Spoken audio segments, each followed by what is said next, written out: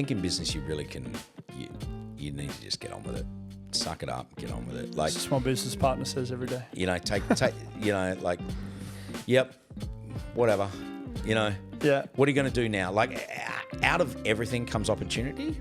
It's whether you decide to see the opportunity and whether you decide to take the opportunity. Simon Devlin, welcome Mate. to the podcast. It's a pleasure to be here, finally. How have you been? What have you been up to? Oh, geez, been busy. It's been a busy year, actually, doing a little bit of travel.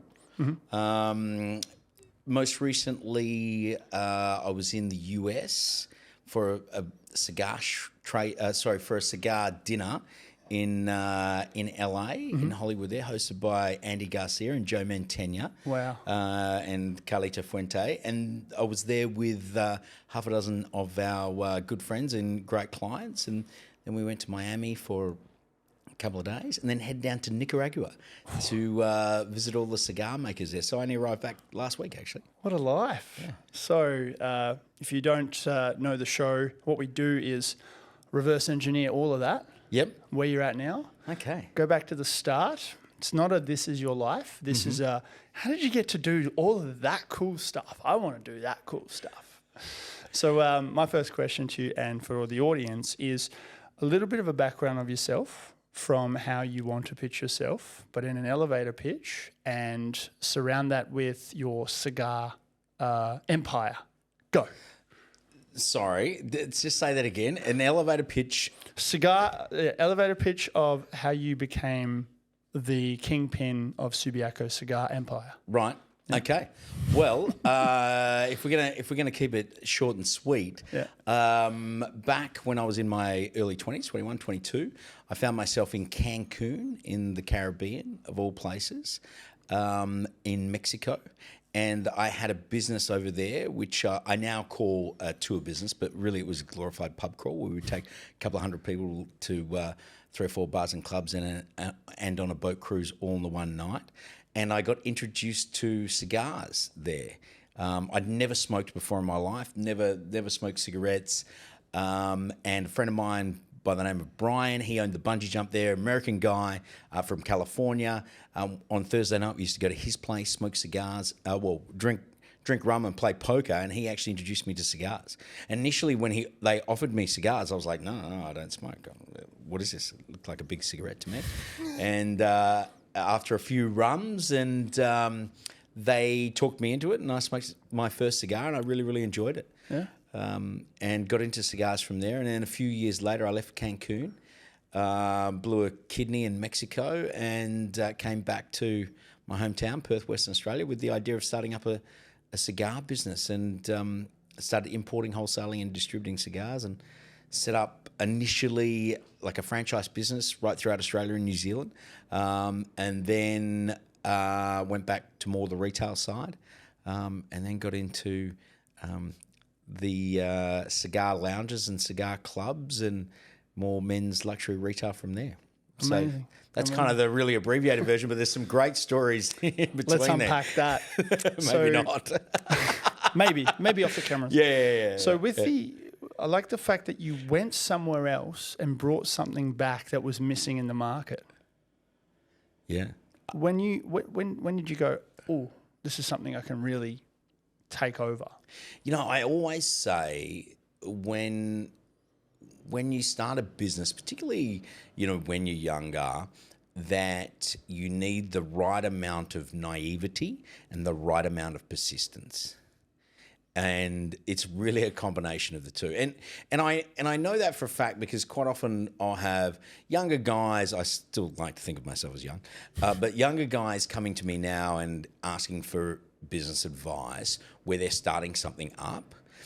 And it's really, really easy with hindsight and what and how hard things is to go, oh, what about that? And what about that? And what about that? And what about that? So quite often I'll give them sort of a two-sided thing. I'll say, hey, 50-year-old Simon's going to give you this advice. 23-year-old Simon's going to give you this advice.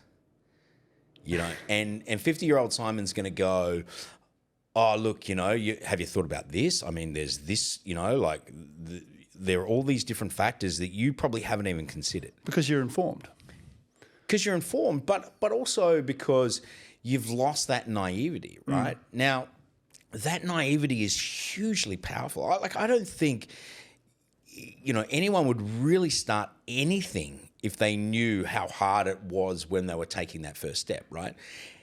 It's the persistence part that is the key there, right? So what I often say to these young guys is, having said all that, if 50-year-old Simon was advising 23-year-old Simon about starting a cigar business back in 1997 with all the rules and the regulations and all the rest, from the fact that no one at the time smoked cigars in Australia, like there was no cigar market. You couldn't buy a cigar anywhere. It wasn't part of the culture.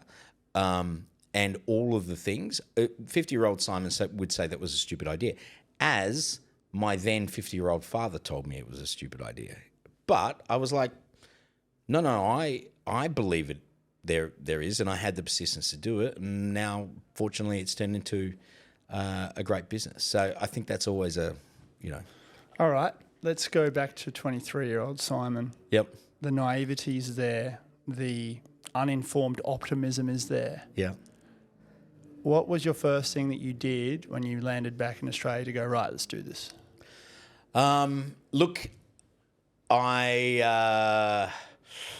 that's a good question. I smuggled some cigars back into the country. I had 5 or 6 boxes of cigars, which were Cohiba Esplendidos. Oof. So, Cohiba is like the flagship of the Cuban cigars, for those who don't really know much or enjoy cigars. And Esplendidos were the Churchill-sized cigars. Now, the white ones, the white capsule on the outside. No. Generally they don't, but they're a Churchill, a Churchill size. Yep. The Cuban ones don't have tubes or capsules. There is an American version that does, but. I look back now, and I'm pretty sure they were counterfeit cigars. I've never said that before. I didn't know those cigars were from Mexico, what I knew about cigars. But I started this cigar business. First thing I did was the first thing I did when I came back to Perth was get a job. What did you do? I worked at. I'd been in the hospitality industry, growing up, and really that was my background. So I worked at Cafe Valentino in Northbridge, not far from here, as a barista, and then the shift manager there as well. With that experience and the hospitality experience before you embarked on the cigar venture, had you not been inside of the hospitality industry, would it have worked as well? Look, I don't think so. I think all business, and Jack and I were just having this conversation in the car on the way here. Excellent. My 11-year-old son, Jack. All business is actually about relationships. And there is no greater grounding in understanding relationships, I think, than in the hospitality industry. And I think if you can succeed in the hospitality industry, you have an incredible foundation for creating any sort of business. Just because, and this is my belief, and also I must preface this with saying there is more than one way to be right? There's more than one way to have a great business. But in my experience, I think, and I guess the process and the system and the framework that I've worked out is it's really all about relationships. So that grounding in the hospitality industry and really learning about people and truly engaging with people has enabled me to create great experiences and great engagement in my retail business and in the hospitality side of things, the private club, which is one of the reasons why people come back again and again. Amazing. And I see that in my experience over the last decade and a bit. I'm 33, and working in the hospitality before, it's a world of difference. I go to a coffee shop, I look at the vibe, like the aesthetics is the first thing you notice. The outside bit, oh, that looks nice, the brand. Yep. You go inside, and then it's like, I'm not expecting everyone to just stop and bow down to me, but it's like, hey, how you going today? Or what coffee can I get you? And it's like, there's a rule where how long do you give someone before that first touch point happens? What's like the average rate of success? Would you have a figure in mind? So as in... first point of contact, like, hey, how are you? Yeah. So, I mean, that is our whole business is built around that. So, we actually have processes and systems for actually delivering that. So, we have something called the engagement funnel. So, and basically the engagement funnel, so most businesses think of a sales funnel, and we've actually created something called the engagement funnel, and it's all the different layers of engagement. Now, the engagement funnel only works if you hire people that have what we call the service gene, right? Which is not just the need, not just the desire, but the innate need to want to look after people. So you walk into that coffee shop and you're thinking that way straight away. 95% of people don't think that way, right? They will know when they got good service and bad service, and they will truly feel connected and engaged when they get an amazing experience. But they don't think in terms of that. But you are. So I do the same thing when I'm walking into a place. So for me, that has to be instant. It has to be the way they smile. That's the very, very first thing. So I actually went out for lunch earlier on today, and we went to a place in the city. I was meeting a guy there, and the first team member that came up to serve us, she didn't give bad service, but there was no smile and there was no engagement. The second person that came up, she just had this huge smile on her face. And I was watching the reaction of the other person I was with, just how engaged he was just by the way she delivered that smile. And that is the first part of the engagement funnel. You know, and I always say when we hire people and I put them through training, I'm like, experiment, do something for me. Walk around for the next week and just have the biggest smile on your face and weirdly smile at as many people as you can. You will get the most free stuff you've ever received in your entire life. Can you get tips? But you'll get invited to this, you'll get that. You can turn up late for a flight to an airplane and they'll open it for you, like just by having a big smile on your face, because it's that connecting. So that's always the first step. When was the moment that you learnt that? Can you think back and have a core memory going, that's my learning curve right there? Yeah, I think back when I had my first retail store, which was a tiny little store in London Court, Devlin's there, and so small, 14.37 square meters. That How store. old were you then? I was 24, 25. Cool. Yep. Oh, great spot for now that'd be like prime real estate. Yeah. Well, again, the right amount of naivety and persistence. Yeah. Didn't know what I was doing. What I realized was, so originally when I was working in the store, it was just me in the store, tiny little store, 14.37 square meters. Got to go outside to change your mind. It's that small. And I would work pretty much 7 days a week, 6.5 days a week. When I wanted to bring a team member on and look at doing some other things as well and expanding, having them in the store and then realizing that their sales weren't nearly like mine were, and then thinking about it and then going, okay, so is that product? So is it because I know so much more about cigars? And I realized it wasn't. Like, they actually had a pretty good cigar knowledge and they loved cigars. They were passionate about cigars. So then I started thinking about, okay, so what is it? Like, what am I doing that they're not doing? And what I realized was when people came into that tiny little store, I didn't actually first talk about cigars. I actually generally talked about them. Like, so I would big smile, that automatically disarmed them. Then, a conversation about their day or where they come from or where they were, London Court in the city, where they were visiting from, open up a conversation maybe about Melbourne and football teams and wine or, anything. and it was natural, and it just went in that direction. And then eventually, we'd start talking about cigars. But then when we were talking about cigars, it was a completely different relationship. And it was at that point that I realized, having viewed all of that and going, okay, why can't this team member do what I'm doing, was where I came up with the idea of the engagement funnel. Okay, I needed to teach them how to truly engage. And that was when I realized that, that was kind of the next step. What about the gene that you spoke about? Do you reckon that could be taught, or is that a gift? Look, I've waxed and waned on this one. I think it's a gift. I think absolutely it's a gift. I think it's a what's the word I'm looking for? It's self-awareness. But I think it's a scale. Mm-hmm. Okay? I think it's a spectrum, if you like, would be the word.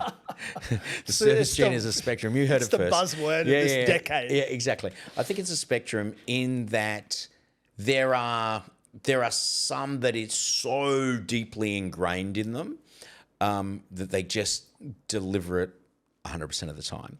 And I think then you've got those that do naturally, but they also need to have a little bit of energy as well. Like if they're a little down on energy, then they're not delivering it quite as much. What we look for, I really look for those people that just have it in spades, because I know that is their default setting. So even when the pressure goes on, they still default to that, because that is actually what energizes them. It's actually what fascinates and motivates them. It brings them energy. So those that don't have the service gene and they're working in the service industry, and I always feel sorry for them, because it's actually not their fault. They should just never have been hired in that role. Hospitality is not for them. Yeah. And look, they have other superpowers, right? And I'm sure they have other superpowers that those people that have the service gene don't have. And it's finding what is the right thing. For them, having to look after people like that is sucking every ounce of energy out of them. Like, it's really, really hard. And of course, then they're going to get irritated, and they just don't have a love or passion for people, which is absolutely fine. We all have our different gifts, right? Yeah. It's just that's not the job for you. And I really think that the lack of time and energy taken by retailers and people in hospitality, and I'm talking in management and ownership, to actually hire casual team members, which make up the bulk of retail and hospitality, is really scary. So hospitality always been, this is how you hire someone.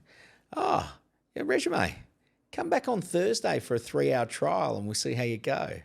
And the person comes in for a 3-hour trial and they can carry 3 plates, and, oh yeah, cool, you'll be fine. And that's how they hire people, I'm not talking about in management, but that's how they hire them on a casual. And this is making up 80% of your, of the people that are going to interact with your customers.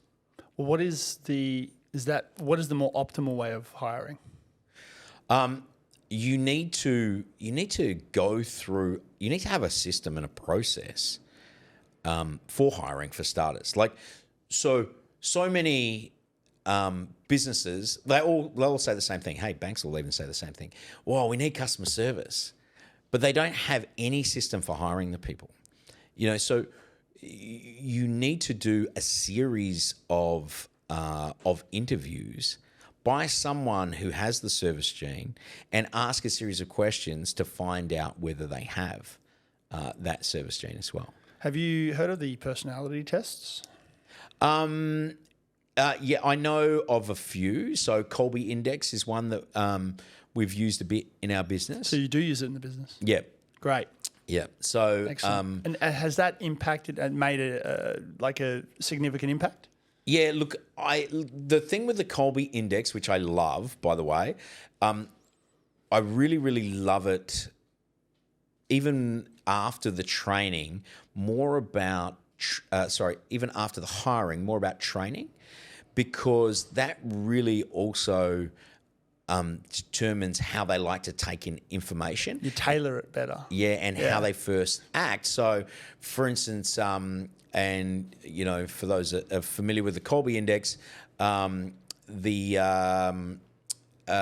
fact finder being a big one, right? So, if my silo on fact finder is low, then I just want to know what I have to do. If my silo of the fact finder is high, I need all the information before I act. So if you're training someone and you say, look, here's what you got to do, and here's why you got to do it, and you go through all this process and blah, blah, blah, and they're looking at you like, just tell me what I got to do. And then on the flip side of that, you've got someone that you're like, this is what we need to do. And they're like, well, why do I need to do that? Like, how does that fit into the whole picture, right? And so knowing that can have a huge impact. I find that quite often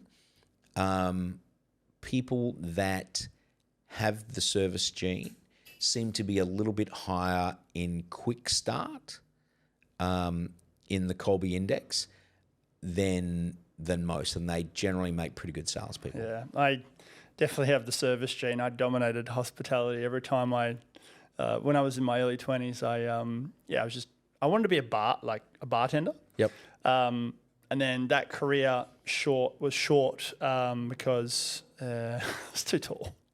I was too tall to be a bartender. Too tall to be a bartender. So why is that? Explain that. So the fridges underneath, constant bending down and grabbing the stubbies in there just ruined my life. Yeah. But again, thinking back and everything that I've learned since, it would have been more beneficial for me to not have to do that. But then it doesn't really flow, does it? Yeah. So I just quit it there. But when I was a glassy, working up the ranks, I dominated. Yeah. Canister here, tray here, glasses. And I just walked through the crowd like Moses splitting the Red Sea, just like out of my way. And then poor girl behind me, she's 5'2", going, excuse me, one tray, excuse me, getting knocked over. And I'm just like, move. It was the best. Horses for courses, right? Yeah. She would have been absolutely fine behind the bar, being able to quickly get those beers out of the low fridges. Yeah, absolutely. But in terms of service, it was always just smile. It's just like, I'm here to please. And I just thought, well, if I smile more, I get more tips. No brainer. Don't have to do much. And I think if it's what fascinates and motivates you, so this is the thing. When you hire someone with the service gene in the service industry, it's what energizes them. It's what fascinates and motivates them. So their day goes way quicker. They enjoy themselves so much more. My shifts were like 8 hours at times. I looked at the clock. I was like, I have to go on break? They're like, you've been smashing it for 4 hours. I was like, I felt like I'd grabbed 2 kegs so far and that's all I've done. They're like, nah, we're about to hit the peak of the midnight hour. I was like, okay, well, better sit down. Yeah. And I'm like raring to go. I was like, I'm bored. So, and that's really helped me with customer service going forward. Retail as well. I didn't really like retail as much as hospitality because to me the difference was you stand more in one spot in retail. Yeah. I was more behind the register. I wasn't the out on the floor salesperson, mainly because it was at the supermarket, unless I was stocking shelves, but that's because nobody could reach the top. All right, so back to your story. You're in London court and any setbacks at that time for you? Oh, look, always, I'm sure. Let me think back. Look. Sorry, the reason why I ask this is I see a lot of young kids, even as young as 19, they hire out a space in the city to have a sneaker consignment store or something like that, and then not before long they can't afford the rent. They're moving out. They're moving everywhere. They're like a gypsy all over the place. Yeah. Some fail to even break even, and they falter. So it's a loaded question in terms of what should you not do now versus what you kind of learnt from back then. Yeah, look, I think as far as retail goes, and this is business in general, this is my theory, right? we concentrate too much on the offer, and we think that's the business. So I sell cigars. I sell cigars at this kind of price point. This is kind of what my store looks like. This is the ambience of the place. All of that is beautiful. So I'm going to have a good business. And that's not really the business. Okay, that's kind of the deliverable. That's kind of the thing that happens. It's not really going to be what sustains you. What's really going to sustain you is, first of all, that experience and the engagement that we've just spent a bit of time talking about. But the second part is having a systemized return path to get your customers who do love your experience and engagement to come back again and again. So I think not most, but I think sometimes where these retail businesses fail, particularly in their early days, is it's really they don't build a list for starters. So You're talking about email lists? Yeah, I'm talking about a list of your customers' details. So email is only one part. Okay, so it obviously needs to have their name. It needs to have their phone number. It needs to have their email address. And it really should have their physical address as well. And then you have a multi-channeled way of reminding them to come back in and get in contact with them. Now, that only works really, really well if you build incredible experience and engagement, because then you've created the relationship, right? So if you leave that part out and just try and build a list, it's really awkward and really, really clunky. What happens often is in 2024, and we think that social media is the channel through which I must build my list in. The problem with that is it's not your list. It's Zuckerberg's list. And what he's going to do is China's list. Yeah, right, exactly. Yeah, it's TikTok's list. And what's going to happen is he's going to get you to build that list for him, and then he's going to put a wall around it and say, now, if you want to talk to them, you got to pay me. And so the engagement that you were getting early on with that list that you built on Zuckerberg's platform is not yours. You're going to rent it from him. But you are the people that sent them there, right? So really what you have to do is you have to take everyone from Zuckerberg's list and put it onto your list. And until you own that list, you don't have a business. So the amount of times I've been to retailers who are struggling and they say to me, oh, Simon, you seem to be busy, what are you doing? And I say, how big is your list? And they go, what do you mean? Oh, yeah, I got 1,500 people on Facebook. I got 2,500 on Instagram. And I'm like, no, because you know why you're quiet right now? You need to call them. Like, pick up the phone and call them. What you have on your hands right now is time, right? You need to convert that into money. So what if you called them, and because, and I say list is really, really cold. Okay, it's actually the money is not in the list. The money is actually in your relationship to the list. Okay, so we have something we call the lifetime value pyramid, the customer lifetime value pyramid, and up the very, very point of the pyramid is list, and the next part is customer client. The next part is herd. The next part is tribe. The next part is community, and the final part is what we call BFMs, so business family members. So that is, and you want to be doing constant experience and engagement where you move them from list when you first got their contact details all the way down to now being part of the Devlin's family, where they actually not only feel, but they know and they are treated as such. And of course, because you always give them so much value and always give them so much great experience as well, they're also the most hyper-responsive part of this customer lifetime value pyramid as well. Amazing. And that's the key, is to build that return path and be giving those experience and engagements so that you can call up a customer at any point in time and say, hey, Sev, you know how you love those Monte Cristos? We've just had a really dark and oily box arrive. Do you want me to put it aside for you? And you go, yep. And I already have your credit card details. So I'm just going to charge that up and put that aside for you. Now, that's an easy sale. If I open my doors every day and just hope and pray and wish for someone to come through, I'm going to go broke pretty quickly. Incredible. That's so much value there.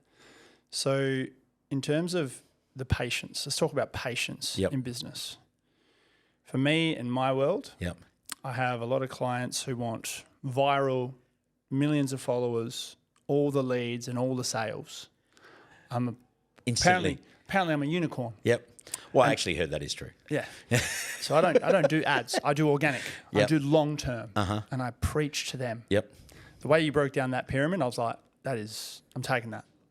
The Devlin pyramid. Well, it's in my new book. We'll plug that later. Tell me more. Yeah.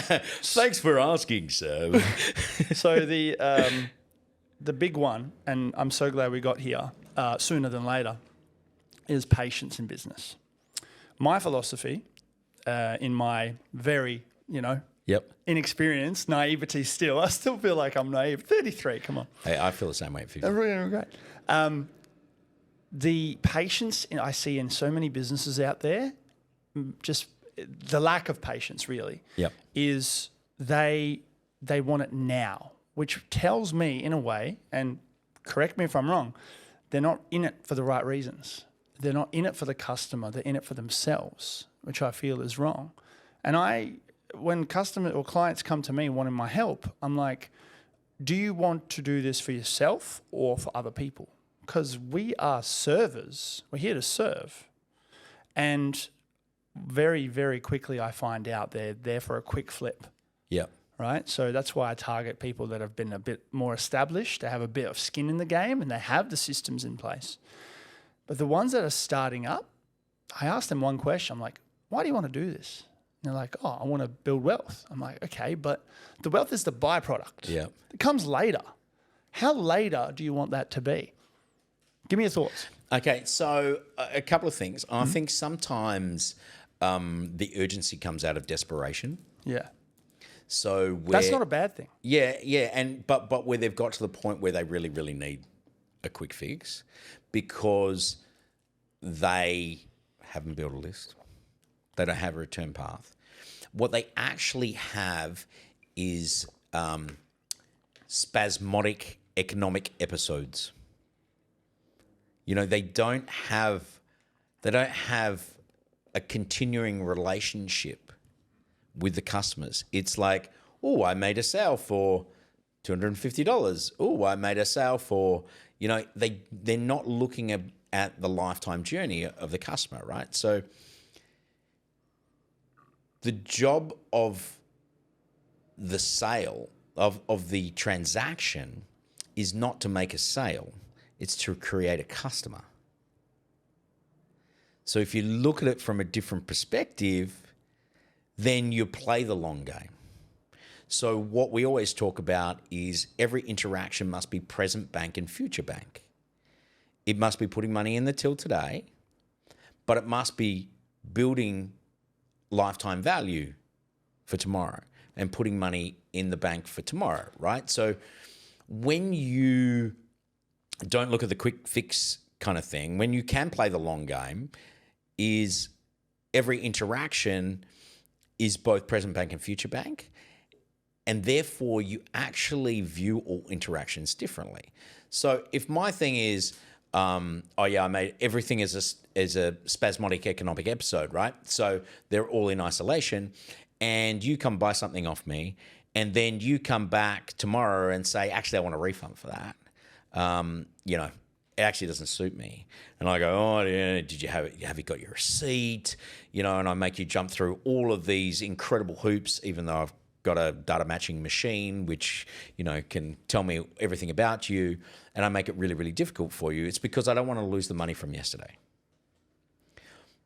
But if I view you as, or our relationship as a lifetime relationship, I'm like, yeah, no worries, man. because that doesn't affect me.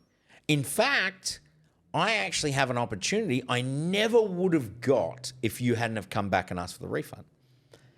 I have an opportunity because it would have just been business as usual and the product did what you wanted, blah, blah, blah. But when you come back and say, hey, you know what, this doesn't really suit me, I want a refund, and I go, not a problem, let's sort that out for you. First of all, you're so amazed that there was no pushback whatsoever that you start looking around for something else to buy. And then second of all, you go tell 50 people. And then third of all, you're like, every time you think of going to purchase something, you're like, oh, well, I'm going to go back there because there's a guarantee, right? So now I get lifetime value out of our interaction. So, you know, the long game always wins. You know, I always say, you know, I want to, I'm decided I'm going to live to 154 and I'm only 50. So I've got 104 years left before I have to hand the business over to Jack. Incredible. Who'll be 130 something by then. Yeah. It brings me to an event that happened yesterday for me. So I'm building my first SaaS product. Didn't even know what SaaS stood for. Yep. Software as a service. Yep. And we've already got subscribers. And it's already past the MVP stage, and we're looking to, and I just got my first MVP? Minimal viable product. Yep. And I knew that, of course. It was just for everyone else. He's testing me. He's testing the young whippersnapper. I was just testing. It's not a buzzword. Just checking, you know. Yeah, it's testing Jack. So Matthew Moore, who sponsors the podcast. Yep. Thanks, Matt. And has a good relationship with you. From Bright Tank. Yes. He great beers. He's backed me. He's backed the app. Such a great feeling. Awesome. But yesterday I had a subscriber. He reached out to me saying, I couldn't access it. I want a refund. Yep. I couldn't get any access. I'm like, the first thing I thought about was, let's make everything right and do one better. Yep. Right? So refunded, no problem. Whatever. Yep. It's not that much. And then said, here's a whole month. We have identified what the problem was. We have fixed it thanks to you. Please let us know how we can help you. Also offering you a 1 hour one-on-one to show you how the program works. That right now is so much value. Brilliant. And so much return on the lifetime of that customer for me. Because, and again, no expectations either. That's the other thing that's important. Yep. Even if they go, no, don't worry about it, I'm not interested. Yep. Or maybe they did use it and they're just trying to get a refund. Sure. Whatever. I get to practice my gene. And the best case scenario, and it does happen over time, because I've experienced this many other times, where they come back and go, oh my God, thank you so much. I didn't think I would get anything. And now, let's do it. Let's do this and let's talk. And then they start, the word of mouth begins, which is the most valuable form of marketing. 100%. And that's, And the interesting thing about this, and you see ads for big chains and, you know, all the rest of them, banks are a classic case for it as well. And they're all talking about how great they are at customer service and all this. But when it comes to refunds and returns, they always make you jump through all these hoops. Now, the reason being, and I think the reason being is, there's the accountants in the background and they're going, okay, some of these people are trying to get one over us, trying to defraud us effectively. We need to find out who they are and make sure that we don't. So we're going to make sure all the people jump through all these hoops. But what happens is, and let's just say that 10% are bogus, right? Probably not even 10%, but let's just say that 10% of returns and that are bogus. You are willing to burn 9 other people to find the one? That's the definition of insanity. And in fact, if you just want to go back to the accountants, the math on that does not make any sense whatsoever. So why would you do it? You are much, much better just to treat everyone like 100%. And then what happens is, even the ones that are trying to get it over you, they feel so guilty, they'll actually come back to you and give you more business anyway. That's exactly what I discovered when I was doing my photography, my wedding photography business. Yep. Booked out for 2 years. Wow. For that exact strategy. That is, and I say to people, I got my bookings and inquiries through organically growing my personal brand on something like TikTok. but it was the touch points after that made all the difference. Absolutely. I had a client who didn't end up going with me because I was out of their budget. But I said to them, hit me up anytime, any problems, anything that you want, just email me. I'll help you, free of charge. 6 months after their wedding, they emailed me and they're saying, Seb, we didn't get our photos back yet. What do we do? Yeah, wow. And I said, I'm so sorry, Yeah. this, or this. I didn't go to them, see, told you, should have hired me. Yeah. I helped them out and see what I could do. They referred me to 2 more couples. So by doing that, I got 2 couples instead of none. I thought you were so going to say they hired you on their second wedding. Oh, God. But like the other thing that also empowered me was, and I keep this in my little black book of no, I don't share the vendor. Saying just out of curiosity, I'm not going to flag them. I'm not going to call them out, just for future reference. Who was that photographer? And then they told me. And I was like, great. I'll keep that in mind for later, so that this, and it's not about gatekeeping or anything. It's just being helpful. Absolutely. And then that's when I learn about becoming the market, not just being in the market. Yeah. One of my venture capitalist friends taught me that a few years ago. Yeah. Said, aim to become the market. Yeah. If you aim to become the market, your business will succeed within the market easier than if you're just trying to compete within the market. Yeah. And that's just simply being the voice of authority, but not like saying, oh, this is how it is. It's just going, hey, this is a question. Leading. This is a question that's on everyone's mind, and here is my input. This is my opinion. I'm not saying I'm the only right one, but I'm going to start the discussion because no one else is, especially now in 2024 with video. Yeah. I'm seeing so many industries, almost all of the industries out there, not grabbing that authority through video, because that next generation, Jack's generation, they're coming up. They want the authority mostly only in video. Yeah. So, but let's go back to your story. Let's go back to then what? After London Court? After London Court. So I met a gentleman by the name of J. Barry Williams, and J. Barry Williams was very, very influential in my life, huge mentor of mine. And J. Barry was, at the time, he was the CEO of the West Australian Club, one of the oldest private clubs here in Perth.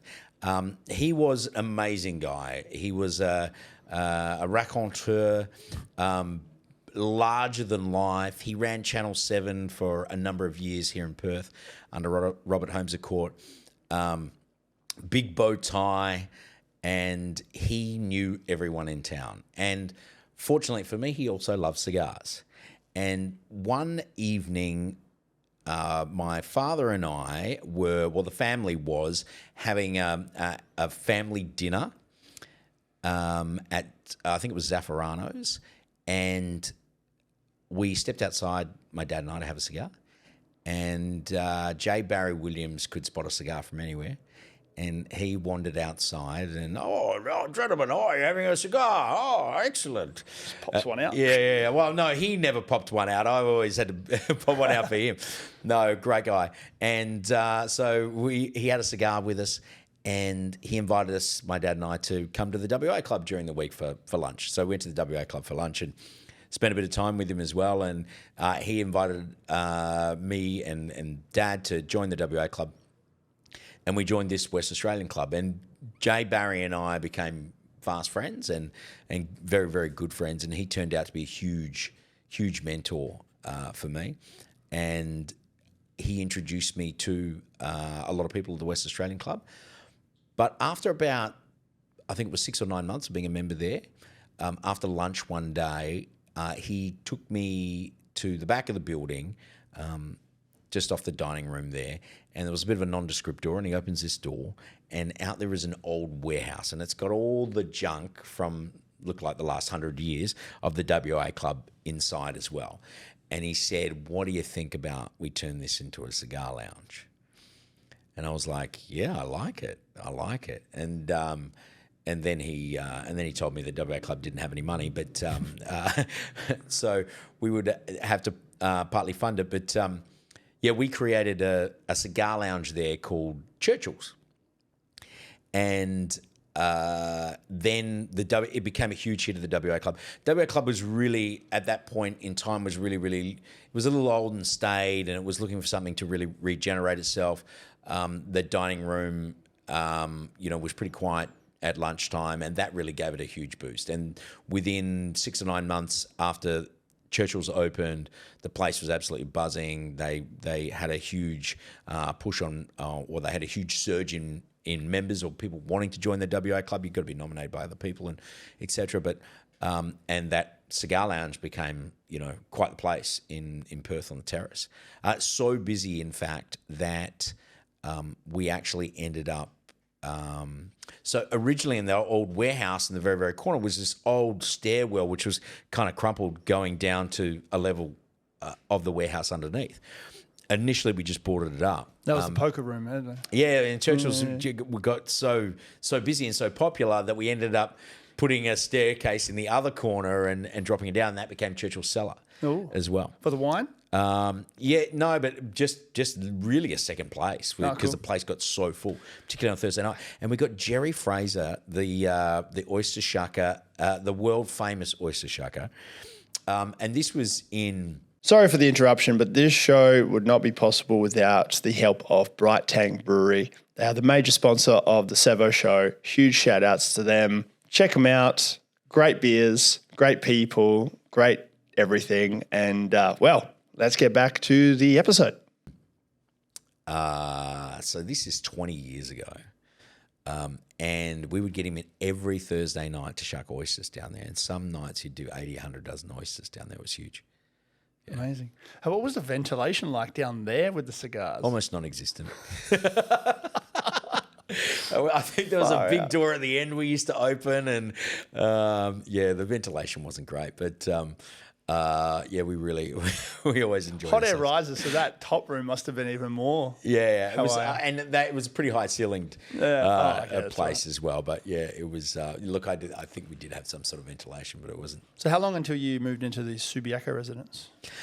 So we opened the first Subiaco store. So that was 2000 and 2002. Opened the at the WA Club there. 2003, I opened the first Subiaco store. So you had two going? So we had the London Court store, and then third one. Yeah, okay. And then we had the cigar lounge across the road at 101 St George's Terrace, and then we opened the first Subiaco store, which was on the outside of the Colonnade building. So one of my very best friends now, Wayne Teo, him and his family had the Colonnade, and we met back then, and he was a member of the WA Club as well, loved what we're doing, and he enticed us to come and open a store at the Colonnade there, which was a really, really fashion-driven store at the time. And we took right on the very, very corner there, which was on the corner of Hay and Catherine Street there, which was formerly Tony Barlow's store, I think it was. And we opened our first Devlin store in Subiaco, and that was in 2002. Excellent. And now that you're in that one location?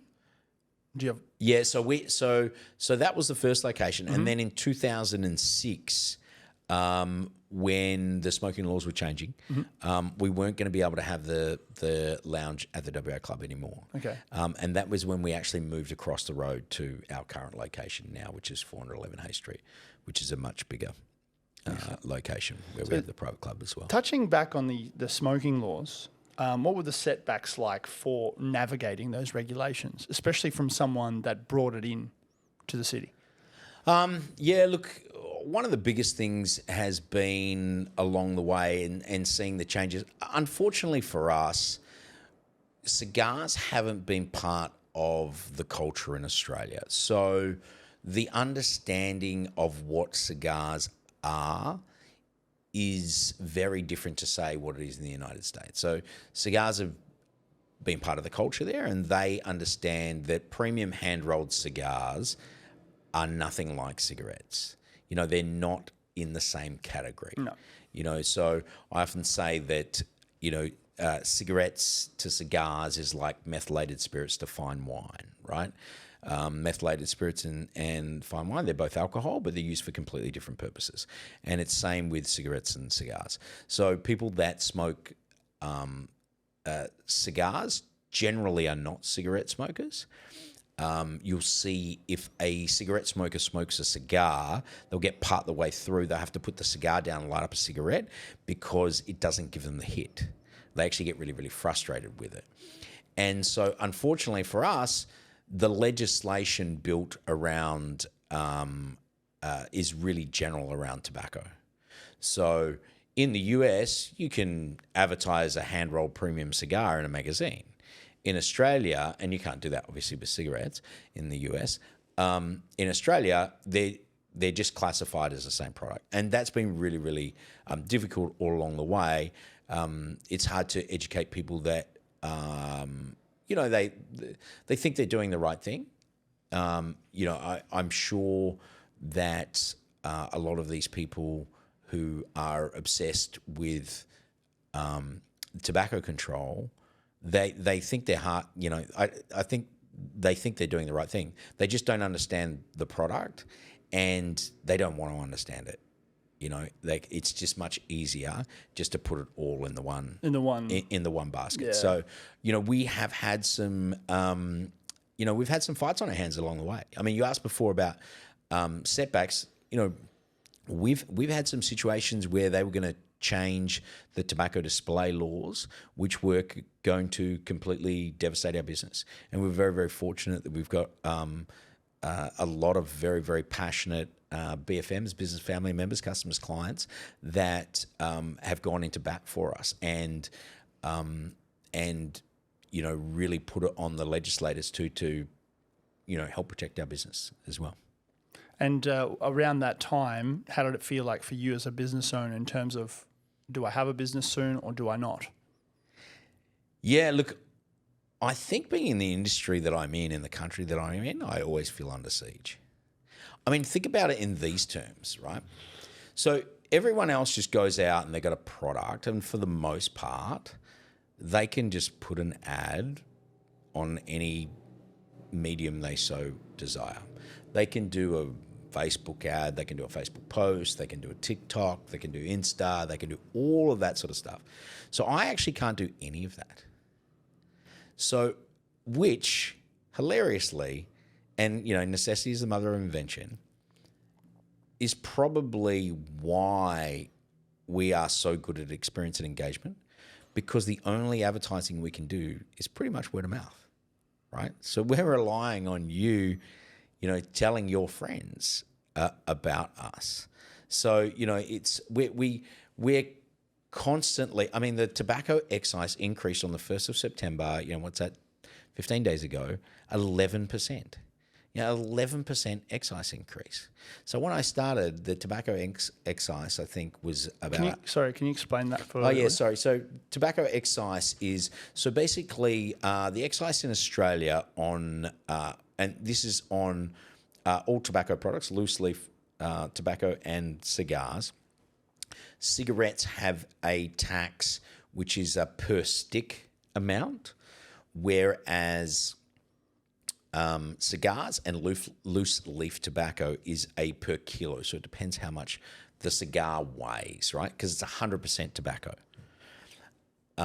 So basically, a whole cigar is just tobacco which has been aged and fermented, tobacco leaves, rolled in other tobacco leaves, rolled in other tobacco leaves. That's it. There's no added anything into them. And that process from seed to cigar takes anywhere between 2.5 and 10 years, depending on the type of cigar.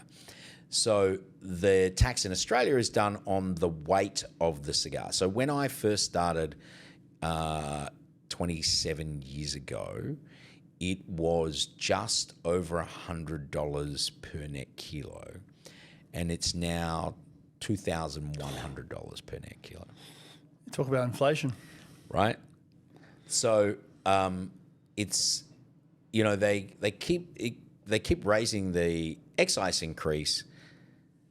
It's really, I mean, to be honest, it's really a revenue raiser. It used to actually be a health thing, but then the government's of all flavors, worked out it was the one tax you could increase where no one really said anything. So the cigarette smokers kind of went, oh yeah, no worries, I guess that's gone up again, and there weren't enough cigar lovers to make a fight. Does it feel like it's helped your brand in a way to become a more premium and upper class, quote unquote, brand for the ones that can afford it still? Look, maybe I haven't thought about it in that context before. I think, even though here I am whinging about the excise and all the rest of it, I think in business you really can, you need to just get on with it. Suck it up, get on with it. Like Small business partner says every day. Take yep, whatever. Yeah. What are you going to do now? Like out of everything comes opportunity. It's whether you decide to see the opportunity and whether you decide to take the opportunity. That's it, right? And whether you stop now or you continue on. It's like the Thomas Edison, how many times did he, fail with the light bulb until the moment that he got it right? And it was like thousands and thousands and thousands and thousands. But he could have stopped once before that. That's right. That's right. It's like there's a meme at the moment on the internet. Go to the casino, gamble, and if you give up, you're one roll away from becoming so bad. So bad. But business is different because you're backing yourself, right? Yep. Do you have the grit, the stamina, the determination, the passion, the persistence to get through all of the things that may or may not go wrong? Like as entrepreneurs, it's the reality. I couldn't do a 9 to 5 ever again. Could not do it. No. Could not do it. If I had to do it, of course. But I'm from Russia, so there could be worse places I could be right now. Yeah, absolutely. Like getting taken out by drones. Yeah. Like without even seeing it. It's crazy. And the thing is, the truth is, us entrepreneurs are generally unemployable anyway. Correct. And that's also the hardest part about it, because you kind of want to hire people like you, but they're either way too expensive or they won't stay around. Yeah. I want to talk about online sales. Yes. So how long until you go and started selling cigars online and slinging them out via post? Look, we've always kind of done that with Devlin's. But a few years ago, I started a different business with a separate brand because I wanted to test my theories and the framework that I'd created to see whether you could take it just as well in a face-to-face, a bricks and mortar and offline setting to online. And what was your findings? Actually, it's easy to win online because no one does it. But how did you do it online if you couldn't advertise online? Oh, well, that's exactly how we started with Devlin's. I remember the very, very first customer I had in the London Court store was a guy by the name of Garth Krasinski, and Garth and I became good friends. And he was working in the building across the road, and we were setting up the store in London Court. And every day he would come and press his face up against the glass to see whether the cigar shop had opened or not. And of course, on the day that we did open, he was the first customer there, and I gave him cigar cutter number 1. Oh. And he became a great customer and told many other people about it. And I was like, online, I only need to get one customer. Like if I get the first customer, he's going to tell the second customer, and literally that's how we built the business online. So I purposefully did not use anything to do with our other brand, any of our list, or any of that, or any my identity or anything to create this other business. We did SEO, which was the one thing we could do. And I must say, our SEO guys have been really good. But that's again, SEO, as you well know, that's not we did SEO. How do we do this week? That's a long play, right?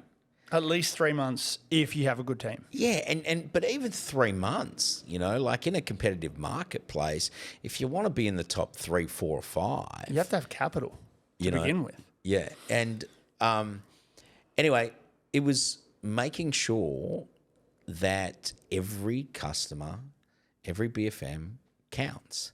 So the first thing that we did was what I call a lifetime value call or a stick call, is every time someone ordered for the first time, we call them. And people are generally weirded out by that in the first place because they purchased online and no one's ever called them before. And that call is not an add to cart call. That call is to welcome them to the family and to explain to them we're going to ship today, and a little bit later you'll get your tracking details and all the rest of it, and then find out where they are in this particular case on their cigar journey, and see if we can add some value by sending them some, fact sheets, whether it be on cutting and lighting or and it's just a general call, and you have a general chit chat, and we just, it's a welcome call, and they get to the end of it and they're like, thank you so much. Like, not a problem. And what is the result of that now for you? I mean, that's huge. I mean, the reviews that we would get before they had even received their first order were off the charts. What? We couldn't believe it. Like, the things that people are saying and still saying in their reviews, it's like, I don't know if I can use these because it looks like I wrote them myself. And so the other thing that we do is we put a handwritten note in the order. So handwritten note. Still do this? We still do this. And who's the poor soul that's got this, who's doing this at the moment? Well, so that's a lot of orders and a lot of notes. Yeah, but the thing is, at the end of the day, it's all math, right?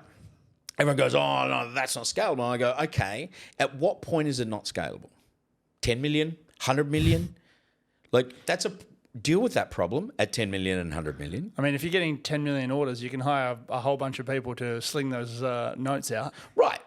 But let's not talk orders. Let's talk dollars. So if you have an average order size of $250 and you have 15 or 16 orders a day, that's $1 million a year.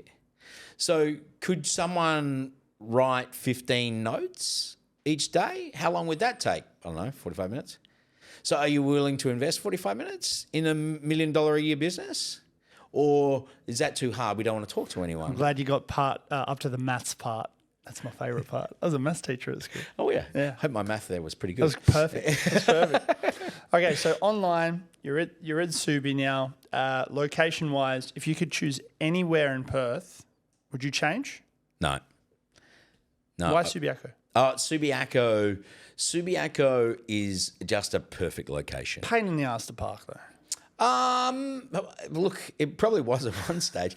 No. Look, hey, you want to be in a location that is central enough. I mean, the city, I loved having the store in the city, and if people still worked 5 days a week in the city, I would still have a store in the city. But unfortunately, so many only come into the city 3 days a week, so the value is not there. And the other thing too is those other 2 days that they don't come to the city, they now have time to come into Subiaco. But the beauty of Subiaco is it's a central location, so people can come from north and south pretty easily. Getting off at the freeway there. Plus, for a lot of our customers who are in the western suburbs, it's really kind of the beginning of the western suburbs as well. Yeah. Which works really, really well as well. I think the thing is then you look at other locations. So where would you go? So, you go too far north, there's not enough, for south, you got to have multiple locations. So you want to go somewhere reasonably central, so yeah. And I do love Subi.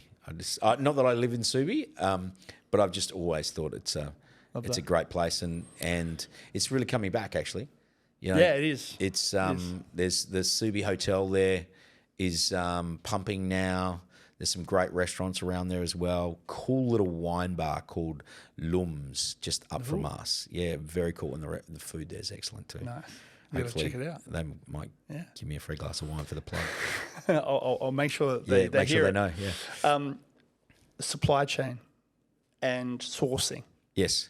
How did you go about it when you came back to Australia? You said you smuggled some maybe counterfeit stuff. How did you Yeah, start? that didn't sound too good. Look, I don't know 100% sure. I'm just Allegedly. I'm just thinking back now, and I'm thinking, I bought those cigars in Mexico. What were the chances of them being the real deal? True. No, so what actually happened was initially I started through a contact of Brian, the guy that I knew. We started importing cigars. Again, right amount of naivety and persistence. I look back now, we had no name brands when we first started importing cigars. We really didn't know, and we thought they were absolutely fantastic. But having been in the industry obviously for a long time now, and we're very, very fortunate, we've created really great relationships with some of the best cigar manufacturers in the world. And we've kind of grown up with some of them in the industry too over the last 25, and that's very helpful 30 years. because it's like, you can measure that between each other. So in terms of managing those relationships where they're offshore, how did you go about that? Look, the best way I always think is get on a plane and in person, And obviously earlier on we did that a lot less, but I would save my pennies to go and meet these people because, email, all of that is great, but a one-on-one conversation with someone who goes, you know what, you're a pretty good bloke. Let's see what we can do, or making the effort to actually go there. So I'm actually leaving tomorrow evening to go to Germany. There's a big cigar trade show in Dortmund, and everyone's going to be there. And those 2 or 3 days there are absolutely fantastic. The social side of things just really builds those relationships so much better. So I try and do that. I've realised more and more the value of those face-to-face relationships, particularly when others won't do it. Your personal advice to someone going to a place like that for the first time, unknown in their industry, what's your play? Okay, so if I was going to a trade show for the first time, I would say dress to impress. We've kind of got to a time where we all think that dressing down is cool. I wish I wore a suit. And look, you know what? And it is. But when you walk into a room in a suit and a pocket square, there's no one who doesn't remember you because you stand out, right? You might not have 40 or 50 years ago, but you do now. So that to me is just an easy way to win. So, okay, if I'm going to make an impression, well, how do I make an impression? Look different, right? So when everyone else is wearing, not wearing a suit or not wearing a tie or not wearing a pocket square, do that. That would be my advice. And I know that's a little bit different. And people are like, come on, mate. But I know that, when I go into a place like that, people are going to remember me for my ugly face, my bald head, and probably the suit I'm wearing as well. But because it makes a difference, right? I was on a Zoom call the other day. I was in the US on a Zoom call the other day with a guy. It happened to be a Sunday afternoon. I was in Miami. He was in LA. He is the jeweler to the stars, right? So I met him at a cigar dinner, and literally he has a beautiful location in Fifth Avenue in New York and one in Beverly Hills, and he spends his time between the two. He has this incredible business. All the Hollywood celebrities and the big name sports stars in the US, they all get their diamonds and their jewels and stuff from him. Anyway, we got to have a Zoom call. I am in my usual attire, shirt, tie, suit, pocket square. And it's a Sunday afternoon, and he comes on and he's in his golf shirt. Anyway, we have a great conversation. Great guy, really, really great guy. And he says to me at the end, he goes, you turned up in a suit for our Zoom call. I was like, I wear cufflinks to bed. It's your brand. Yeah. And he's like, but that actually, he said, but that actually has an impact. He goes, I've noticed that myself and my friends, we're tending to dress down even more and more. And he said, I'm going to a particular private club tomorrow, and you know what? I'm going to get back into the suit for it as well, because it definitely makes an impact. And I was like, oh, that's great. We can influence each other up as we influence. You never know how that down. would have caused his potential new deal or something. Yeah. Where it would impress someone there. Exactly. And if I think back to it, and going back to the 23-year-old me, the suit was part of it, right? And it was, I guess, a fake it till you make it kind of thing too. I was like, no, I'm going to present myself in this particular way. Actually, funny story, we were mocking up our very, very first humidor, and I think I had one suit at that point in time, which was kind of a greeny suit. I probably got a really bad suit from Roger David or something like that back then. And I was cutting the cardboard box, and the Stanley knife went straight through the pants of the suit, and I had to get my mum to, stitch it up. So. Love that. We've got your son Jack behind the production studio desk there. How are we going there, Jack? What does the time say on the road to? 1 hour, 10 minutes? Is he allowed to speak? 11 minutes. Great. Good timing. Jack, you're doing a good job. Great job. He's been quiet, sneaking some lollies. We've got 2 more sections to go.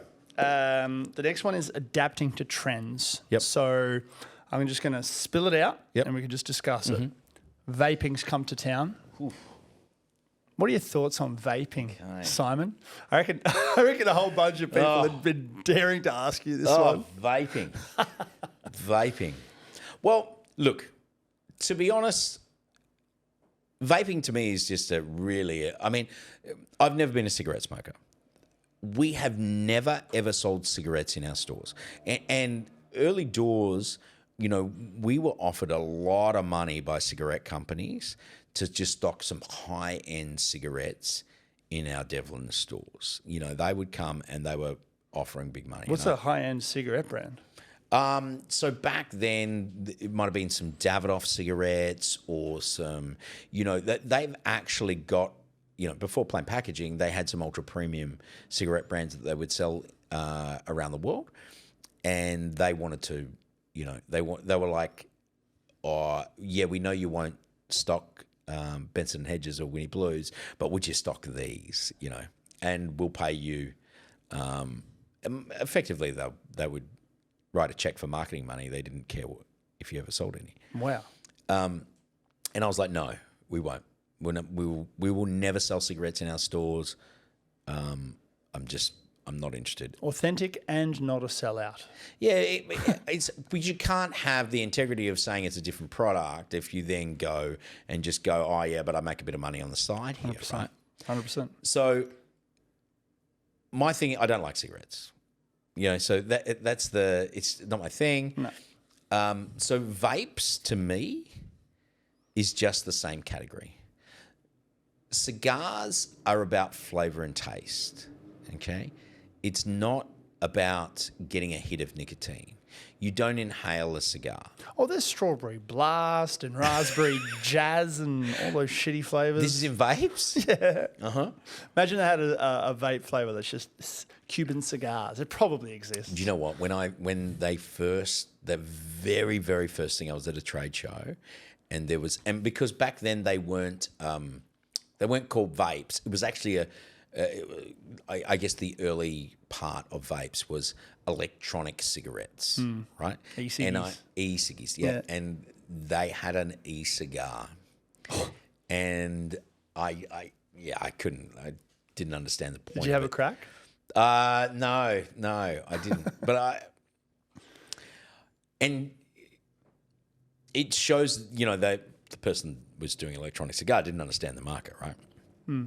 People smoke cigars. The truth is about cigars that I think the reason why cigars become so enjoyable to people is actually because you have to stop and smoke a cigar. Yeah. So So people often think that successful people smoke cigars because it's status symbol, right? My theory on it is not that at all. My theory on it is why successful people often smoke cigars is because it's the only time they stop. It's the only time they sit down and pretty much do nothing. And that is a form of meditation for them. Right, that is the enjoyment they truly get out of it, and you know, I can say that it's because cigars, you know, the flavor and taste is great, and I really enjoy that, and all the differences, and you can get into it and cigar nerd it up, and this flavor and that flavor and all the rest of it. But one of my really good friends, I once said to him, he smokes a lot of cigars with me. He's a member of the club as well, a great customer. I said to him one day, "Oh man, this flavor in this cigar is just excellent," and he looks at me and goes, "You know, they all taste the same to me, right?" And he loves cigars, but it's the experience. And if you think about it, it's a form of meditation in that you there's a breathing part to it as well. There's a slowing down of everything. And if we're going to sit around and have a cigar, we're going to have some relaxation time. We're going to have some conversation. Quite often, if you come across a group of guys smoking cigars, they'll not be talking at all. You know, there'll be they're just enjoying the moment. I think that's part of it. I've done a few weddings where the boys get amongst it at the end, or maybe before, and they get the cigars out. It's a celebration. It's you conquered something, and I enjoy it. I like I've read a lot about cigars myself, just like the traditional stuff. My father-in-law, he's given me a whole box. You got a humidor? I don't have one. I don't have it here. I'm waiting for the Simon Devlin product placement up there. Do you know what? And I really should have brought that today. That was such a bad faux pas. That's all right. Well, next time. But the humidor, the jelly. The jelly stuff? Yep, the humidification stuff. And Bovita is actually the best stuff now. Okay. Bovita pouches. Okay. Yeah, it maintains the humidity and it'll actually take humidity out of the atmosphere. Yeah, it's Oh, okay. really, All right. really good. I'll have to hit him up with that. But yeah, he had the Churchills and the Fidel Castros. Yep. Different cohibas probably. Yeah. That was the cigar. Yep. And I got into it, but I don't smoke cigarettes at all, so I'm not inhaling either because I just pass out. But what is with that, like in terms of inhaling cigars? You should never inhale. Okay, so if you're inhaling, you're doing it wrong. Yeah, so I'm just like, because it's like this thing. If nobody ever talks about it. Yeah, right. So okay, that's interesting. I always, if I'm gonna smoke a cigar with someone and I get the feeling that they're relatively new to it, I'll always just do it as a bit of a throwaway line. Just so that take the edge off. If they don't know, then they'll but if they do know, they won't think that I'm going, you know, oh mate, do you know? Yeah. But yeah, you should never inhale cigars. Like it's a completely wrong use of the product. Yeah. And if you do, you will know about it. Like your head will spin around, your eyes will bug out. And eventually, and that's part of, sometimes there's a problem when people go, oh, do you smoke cigars? And go, oh, no. You know, I had a cigar once, but, you know, I felt so crook the next day. And I'm like, oh, what'd you do? Oh, I went out with my mates and it was a bucks night and we had the biggest night ever and blah, blah, blah. And then you smoked a cigar at the end of it. Yeah. And you think it was the cigar. Do you think it was the 24 beers or the 34 bourbons and the 5 tequila shots that you had, and then you inhaled the cigar because you didn't know how to smoke it properly? My favorite cigar story is the Winston Churchill effect. Do you know about that one? Is that with the paper clip in the through the middle of the cigar? Haven't heard that one. Okay. The one that I've read about is he's sitting there, right, on the edge of the couch with a cigar, and he doesn't pat it down. Yes. He just lets it go, and he keeps people's attention because everyone's just like waiting for it to drop. Everyone's like, oh, is it going to happen? Is it going to happen? Don't know if it's true or not. Read it somewhere. Yep. So, yes, that is, from what I can gather, quite a true story. But rumour has it what he would do. And so here's the other interesting thing. You shouldn't actually ash your cigar. So the ash actually insulates the burning part of the cigar, and the cigar needs to burn quite slowly and quite coolly to maintain the flavor. So the hotter the cigar gets, the more bitter the cigar gets. So the ash on the end of the cigar is actually insulating the red ember, the burning part of the cigar, and makes the cigar smoke quite cooler. So you should leave that on until it's ready to ash. And when we say it's ready to ash, you'll see a slight kink in the ash, and then if you were to give it a gentle tap, it would fall off. Otherwise, you should never ash your cigar. One of the things that Winston Churchill used to do was get a paper clip, put the paper clip through the middle of the cigar. At the end? Yeah. So it would hold the ash on there. Oh. So it got to the ridiculous point where the ash was way more than the rest of the cigar. And of course, people are waiting for it to fall off, but he had their attention more. Oh, that's the secret. Yeah. Nice. The other one I read was the flavor of the cigar is different if you light it with a lighter than the traditional way of not even a match, but like with the cedar taper. Yeah. Yeah. So yeah, absolutely. And look, how you light the cigar is really, really important. So really, getting back to heat is the enemy to the flavor of the cigar. What you shouldn't do is actually draw on the cigar whilst you light the cigar. Oh. So, and the reason being is because you're drawing all of that heat through the cigar. So if you get a flame and then you puff, puff, puff, puff, puff on the cigar, you're drawing all that heat through the whole cigar. And you really just want to use the heat to completely light the end of the cigar and then that to burn gradually through the cigar as well. Now, back in the old days, they would obviously use matches, but those matches were generally long cedar matches, and they weren't bleached. So if you look at matches today, they're all white, like Redhead's matches are all white, right? So if you actually light that, you can actually see the bubble of bleach actually going along the match itself. So these were untainted. So you don't want to taint the flavor and taste of the cigar, because a cigar is almost like a living organism in that it will absorb. It's just leaves which have been aged and fermented, rolled in other leaves. So it will, it absorbs moisture. That's why they have to be kept in a humidor to maintain perfect humidity around 70%. But they'll absorb flavors as well. So they'll absorb the flavor from the match. They'll also absorb flavor from the cedar taper. So the cedar taper is in the cigar boxes. There is generally a thin layer of wood, which is cedar wood, which is between the layers of cigars. And the reason why it's cedar wood is cedar helps with the aging of the cigars, but more importantly, cedar wood maintains a lot of moisture in it. And that's why saunas and things like that are made with cedar wood. And so that was basically a humidifier in the cigar boxes of old. So when you bought a box of cigars and you took it home, you didn't have a humidor or whatever, there would be there's a layer of the cedar in there which already had a lot of moisture in it as well. So one of the things that you can do is you can break that into thin strips, light that and light the cigar. Now, it looks great. Unfortunately, if the wood hasn't been fully dried out, it will have a bit of a black smoke to it as well, and it'll have more of a cedar taste, which will actually taint the flavor and taste of your cigar. So it looks kind of cool. The best way now really to light your cigar is a butane jet lighter. And the reason being is you use the heat of the flame rather than the flame itself. Butane gas is odorless and tasteless, so it won't affect the cigar.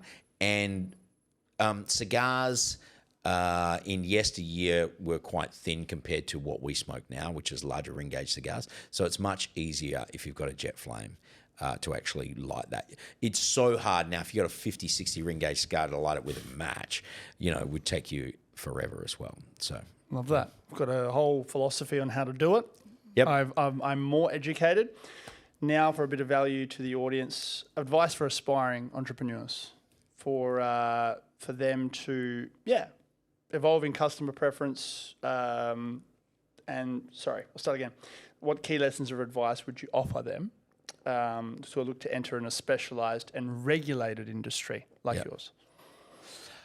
I think you always need to start with market. You know, that's in the golden triangle of business or marketing, which is the market, the medium, and the message is.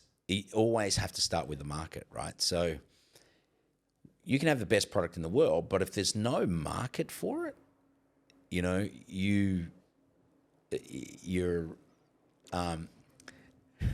Keep going. Sorry, We're Jack's giving us some signals off camera We're there. good. We're good. That one's fine. Okay. Yep. So really, really start with the market, right? And then work out what the message needs to be to move that market, and then work out where that market hangs out. So if I relate it to any advertising at all, right? The radio guys come and knock on your door, and we go old school. Radio guys come and knock on your door and say you need to do radio ads.